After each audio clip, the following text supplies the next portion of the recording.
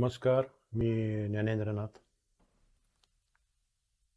ज्या व्यक्तीला खूप कर्ज झालेलं आहे किंवा खूप प्रयत्न करूनही त्याला जर कुठल्याही प्रकारचं धनप्राप्ती होत नसेल आणि अनेक प्रयत्न करूनही अपयश येत असेल किंवा जी मिळकत आहे मग ती भले 100 रुपये असू दे नाहीतर मग 1,00,000 रुपये असू दे, या मिळकतीचा परिपूर्ण उपयोग तुम्हाला होत नसेल तर तुम्ही गोमती चक्राचा वापर करावा असं मला वाटतं.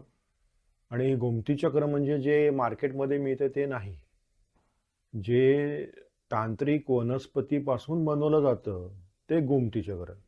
लोक काय करतात की गोमती चक्र म्हणजे एक मार्केटमधलं गोमती चक्र आणलं आणि ठेवलं आणि फायदा झाला, आणि जर नाही झाला तरीही मग नाव त्या अध्यात्मालाच ठेवली जातात. त्यामुळे मला तुम्हाला हे सांगावं असं वाटतंय की तुम्ही तांत्रिक गोमती चक्राचा वापर धनप्राप्तीसाठी जर केला तर त्याचा खूप उपयोग होतो. या गोमती चक्राचा आणखीन उपयोग काय, तर जी तुमची काही जागा आहे जी तुम्हाला विक्री करायची, मग तो कारखाना असो, फ्लॅट असो, जमीन असो, तर ती तुम्हाला विक्री करता येते.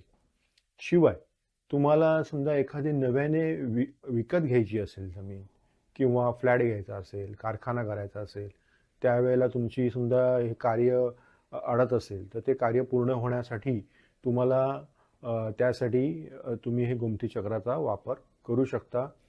शिवाय ज्या कर्जदारांकडे तुमचे पैसे अडकलेले आहेत आणि तो कर्जदार तुम्हाला वारंवार बतावण्या करून तुम्हाला पैसे देत नाही किंवा टाळतोय किंवा काही कारणं करतो आहे, त्या अशा वेळेला ह्या गोमती चक्राचा जर वापर तुम्ही केला तर तुम्हाला निश्चितपणे फायदा होतो, असा माझा स्वानुभव आहे जो मी तुम्हाला सांगतो आहे.